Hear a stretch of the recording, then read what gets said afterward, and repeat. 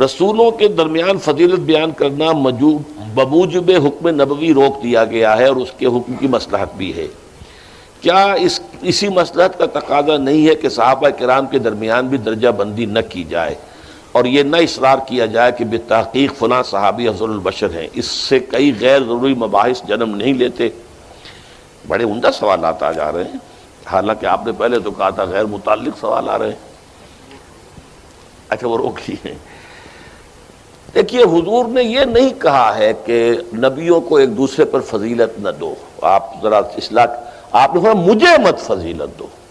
اسی لیے میں نے لفظ تواضع استعمال کیا تھا۔ حضور نے اپنے اندر تواضع، انکسار،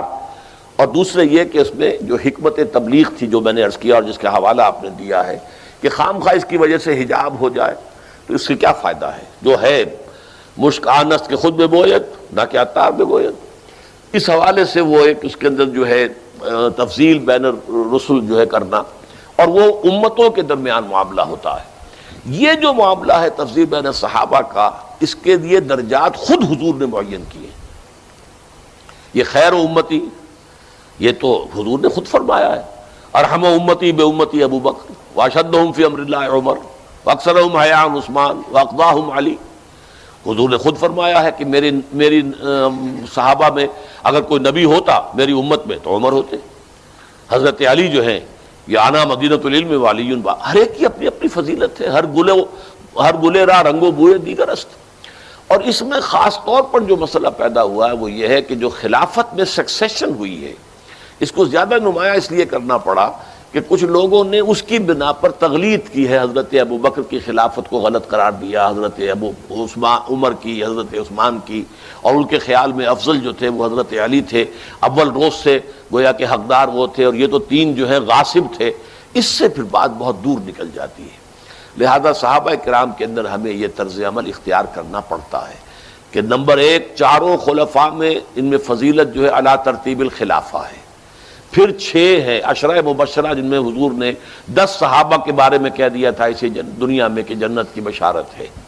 لہٰذا ان کے لیے یہ ہے کہ عشرہ مبشرہ، ان میں سے 4 یہ ہیں وہ نکل گئے علی ترتیب الخلافہ، تو باقی 6 ہیں، ان میں ہم کسی کو ایک دوسرے کے اوپر فضیلت نہیں دیں گے۔ ویسے یہ کہ اپنا رجحان ہو سکتا ہے کہ آپ کو کوئی زیادہ کسی سے ایک دلی لگاؤ ہو، دلی میلان ہو۔ پھر اس کے بعد جو ہے وہ بدری صحابہ ہیں، پھر وہ کہ جنہوں نے جو بیعت رضوان میں حصہ لیا، یہ درجہ بندی ہے، اور اس کا قرآن مجید میں بھی ذکر ہے، اس لیے کہ سورہ حدید میں فرمایا گیا لا یستوی منکم من انفق من قبل الفتح وقاتل اولئک اعظم درجۃ من الذین انفقوا من بعد وقاتلوا وکلا وعد اللہ الحسنی واللہ بما تعملون خبیر۔ تم میں سے وہ لوگ برابر نہیں ہیں کہ جنہوں نے فتح سے پہلے، جنہوں نے اللہ کی راہ میں جنگ کی اور اللہ کی راہ میں انفاق کیا،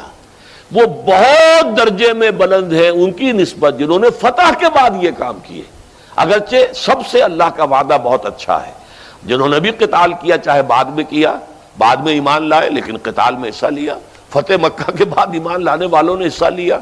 یا جو کہ سن 9 ہجری کے اعلان کے بعد بھاگتا ہوا جا رہا تھا اکرمہ ابن ابی جہل، وہ واپس لوٹ کر آئے، ایمان لائے، اللہ نے پھر ان کو جو ہے شہادت کی موت عطا کی جنگ یمامہ کے اندر۔ تو یہ تو اللہ تعالیٰ کا معاملہ ہے، لیکن یہ ہے کہ یہ ایک درجہ بندی ہمارے ہاں کہ جو لوگ فتح مکہ کے بعد ایمان لائے، چاہے انہوں نے کتنا ہی انفاق کیا ہو، قتال کیا ہو،